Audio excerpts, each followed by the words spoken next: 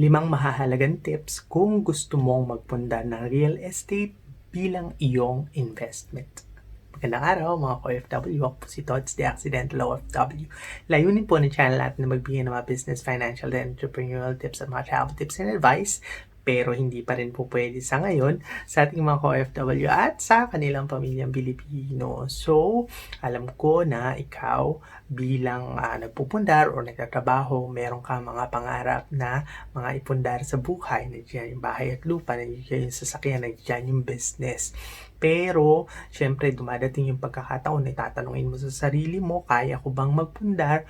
Or meron ba akong tulong na makukuha kung gusto ko mang mag-umpisa at magpundar ng mga bagay na ito. So kung ikaw, yung tao na to, paki-like naman yung video natin at paki-share na rin yung video natin sa ibang mga kaibigan mo na sa tingin mo ay gusto rin nilang magpundar ng real estate para may mga information na kagaya nito na available para sa kanila. So mag-umpisa na tayo kung gusto mong magpundar ng real estate bilang iyong investment pagkatapos halimbawa ng quarantine or kung halimbawa makaipon ka na, ang video ito ay para sa iyo. Yung unang-una, karamihan doon sa mga gustong magpundar ng real estate bilang kanilang first investment, sila yung mga 80% sa kanila, yung gusto yung bahay at lupa, gusto yung condominium, gusto yung mga beach properties, pero totoo wala naman pera, wala naman silang ipon. So, kung ikaw yun, para sa yung first step. Pero kung halimbawa may ipon ka na, may pera ka na, at meron ka nang napipisil, nakikita na magandang real estate, ay punta ka na sa step number 2. Pero kung wala pa, at sigurado kung kaya pinapanood mo yung video na to ay dahil wala ka pa na ipon or gusto pa lang mag-umpisa ng ipon, ang una mong gawin ay maghanap ka ng pera para doon sa pambili doon sa real estate or kahit na doon sa down payment doon kung saan man kukuha ka ng properties na ipupundar mo.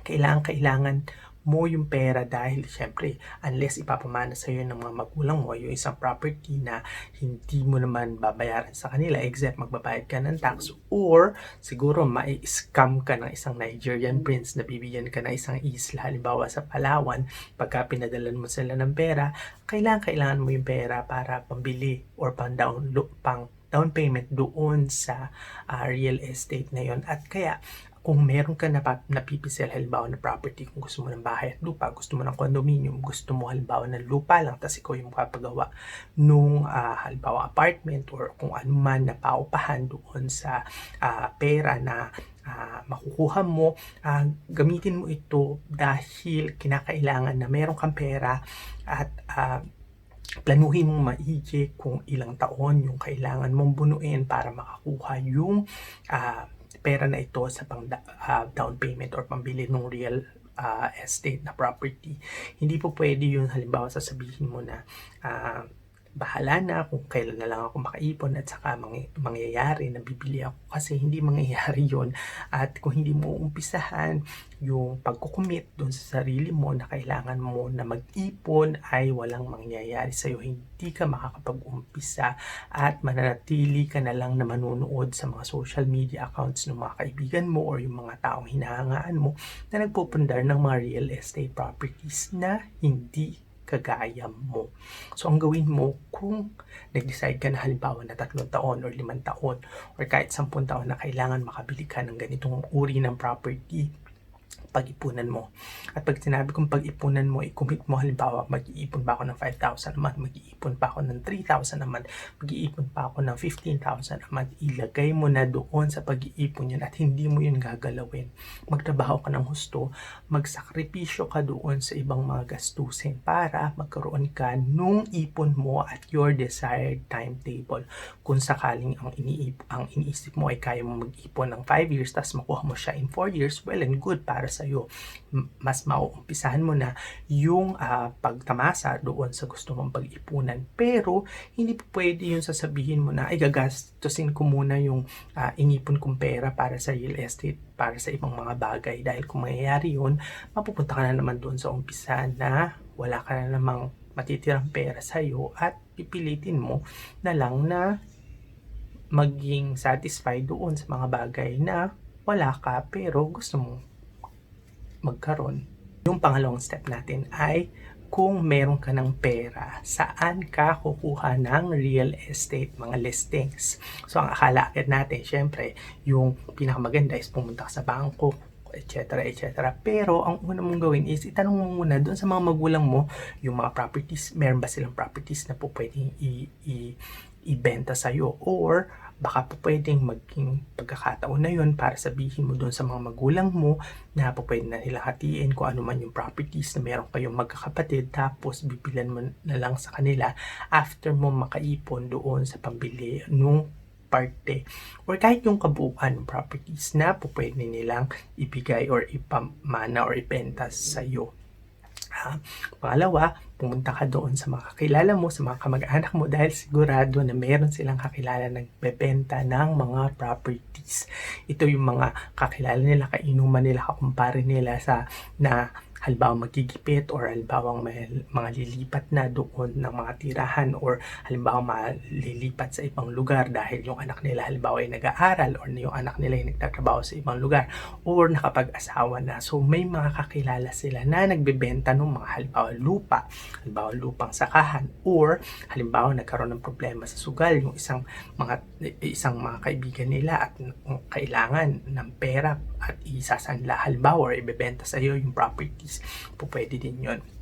Kung wala pa rin tayong makita doon sa community natin, syempre punta na tayo sa bangko. At ako, lagi kong sinasabi na kung pupunta ka sa bangko at hahanap ka ng mga foreclosed property, make sure na yung foreclosed property ay walang problema. Nagkaroon ako ng problema dati, bumili ako ng foreclosed property pero hindi ko siya nahawakan.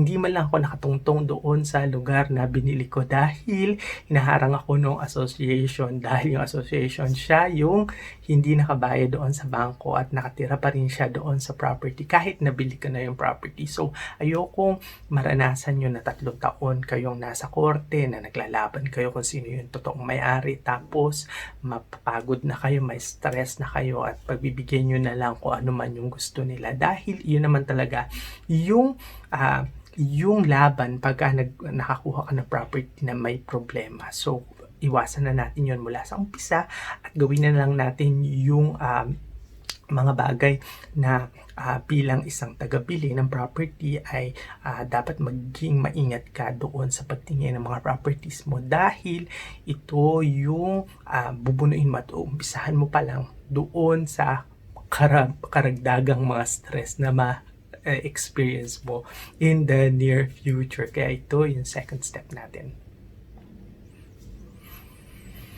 Yung pangatlong step natin ay kung nakabili ka na at syempre kailangan mo magpagawa, kailangan mo pa-repair ng mga properties, ang gawin mo is kumuha ka ng contractor or kumuha ka ng foreman or kumuha ka ng isang mga tao na mapapakinabangan mo na siya yung magli-lead doon sa pagko-construction or pagre-repair ng property mo. So tatanungin mo sa akin, Tots, pero karagdagang gastos yun, dapat nga nagtitipid ako, etc. Pero hindi mo alam yung contractor, sila yung nakakaalam halimbawa ng electrical wiring, yung plumbing, yung sa Poso Negro, at kung ano-ano pang mga materyales na pupwede na doon sa pagpapagawa mo doon halimbawa ng bahay mo or apartment mo or kung ano man.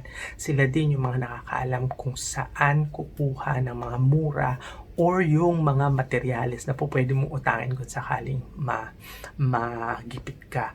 Sila rin yung makakaalam nung mga opisyal doon sa munisipyo kung saan lalapit, etc. etc. So, makakatulong sila sa iyo at mawawala pa yung stress mo dahil imbis na ikaw yung mismo yung ikot ng ikot, takbo ng takbo, etc. na para doon sa mga materials at saka sa mga bagay na ito, may isang tao na gagawa nito para sa iyo.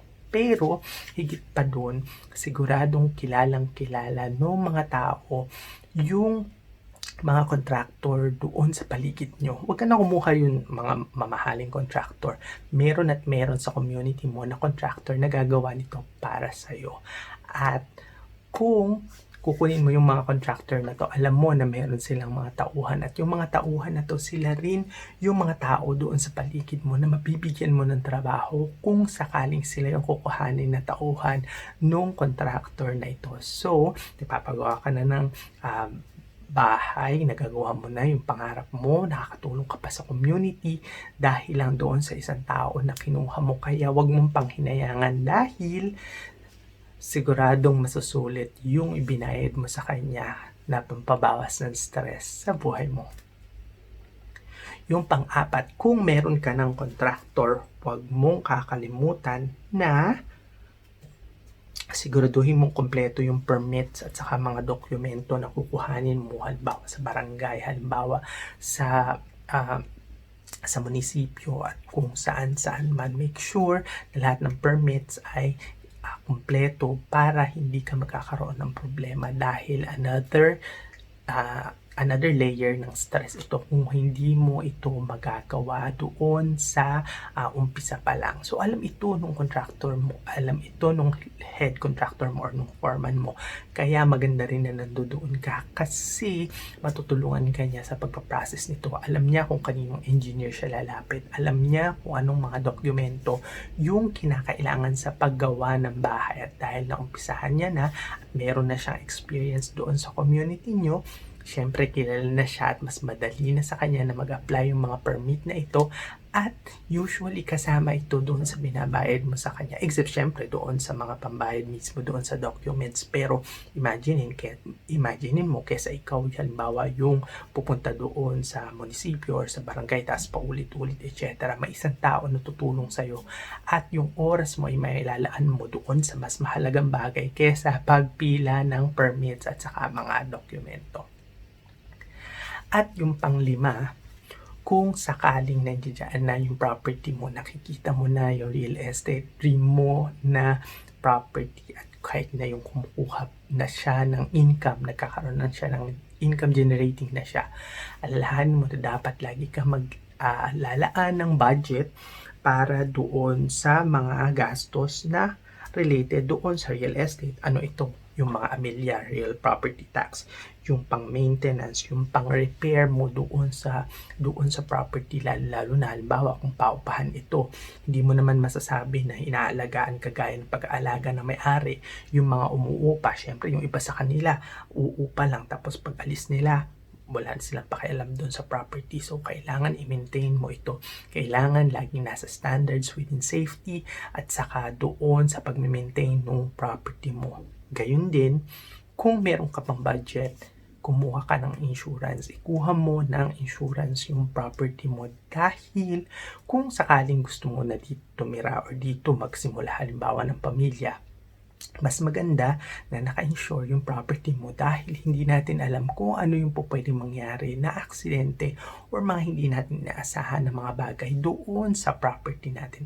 So, kung meron kang insurance, syempre, kampante yung loob mo na huwag naman sana mangyari. Pero kung halimbawa worst comes to worst na merong mangyari doon sa property mo ay naka-insure ito at a certain amount. So, pag-ipunan mo ito hindi dahil nakabili ka na ng property at kahit na may binabayaran ka sa bangko ay hindi ka na maglalabas ng pera doon sa pag-maintain at pag-aayos ng property mo. Ang pag-budget doon sa pag-maintain at saka pagpapaayos at saka yung mga buwis na babayaran mo doon sa property mo ay dapat laging nasa yearly budget mo para hindi ka mamomroblema at hindi ka natatakot halimbawa may dumating na sulat sa'yo galing sa assessor's office tungkol doon sa property mo, lalo na kung yearly naman ay updated yung pagbabayad mo ng amilyar. Kaya yung mga bagay na ito ay dapat